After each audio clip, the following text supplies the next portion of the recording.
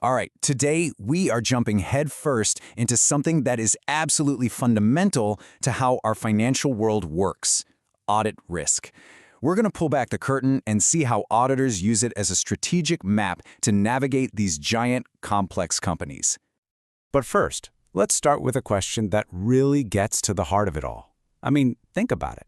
You've got a massive global company. We're talking millions, maybe billions of transactions. How on earth could one person, or even a whole team, check every single one? The short answer? It's impossible.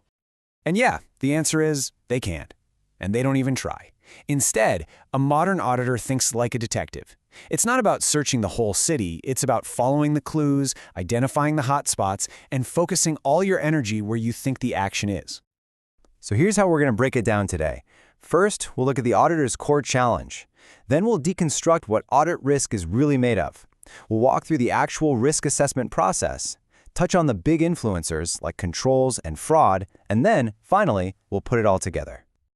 Okay, so let's start with that main challenge. If you're not checking everything, you need a plan, right? You need a map that tells you where to look and what to look for in all that complexity. And here it is. This flowchart is going to be our map for this entire journey. It lays out the whole thought process, and you can see that everything, I mean everything, points back to one central idea right in the middle: audit risk. So what is audit risk? Well, to put it simply, it's the auditor's worst nightmare. It's the risk of giving a company's financial statements a clean bill of health, saying, yep, these look good, when in reality, they're hiding a major problem. It's the risk of just being flat out wrong. So if that's the big danger, how do auditors manage it? Well, they don't treat it as one giant scary monster. They break it down. They deconstruct it into 3 smaller, more manageable pieces. And here they are, right in the center of our map. You've got inherent risk, control risk, and detection risk. Just think of these as the 3 ingredients that, when mixed together, create the total audit risk. Let's quickly unpack these. Inherent risk is just the raw, built-in riskiness of something. I mean, it's just way harder and therefore riskier to value some complex financial derivative than it is to count petty cash, right? Then you have control risk. This is the risk that the company's own safety nets, its own internal procedures, will fail. You know, like if anyone can approve $1 million payment without a second set of eyes. And finally, there's detection risk. This one's on the auditor. It's the risk that their own tests, their own detective work, just misses the clue. Now here's a really key point. Those first 2, inherent risk and control risk, they belong to the company. They exist before the auditor even walks in the door. So auditors bundle them together and call it the risk of material misstatement. That's the problem they're there to investigate.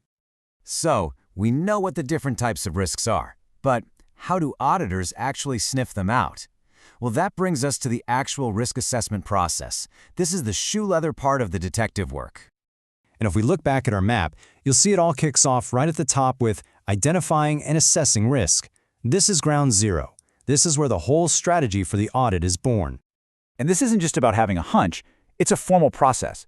It means really getting to know the business, sitting down with the whole audit team and brainstorming what could go wrong here, pulling in info from all over the place, and then deciding, okay, how does this intel shape our game plan?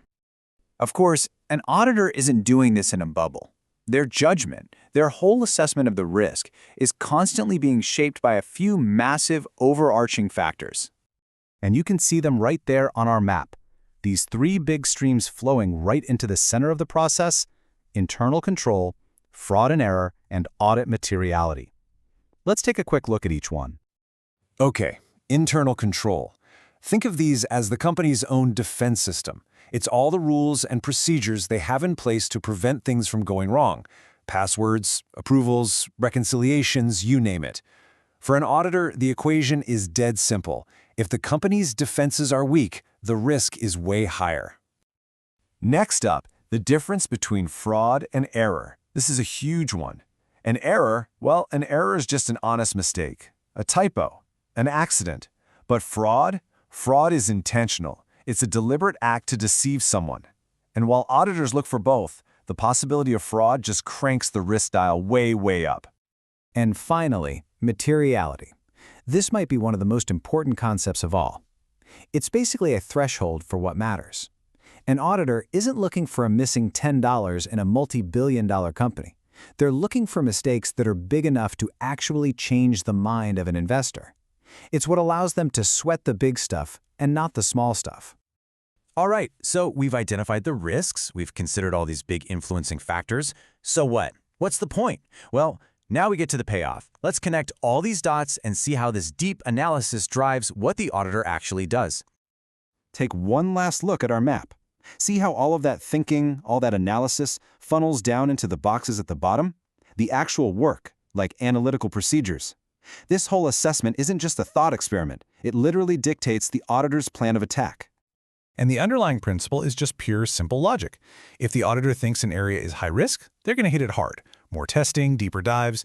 If they assess the risk as low, they can pull back and do less. It's all about focusing the firepower where it's needed most.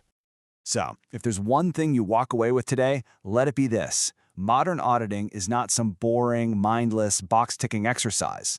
It's a strategic puzzle. It's an intellectual challenge that requires auditors to be critical thinkers, to be detectives, and to build a case.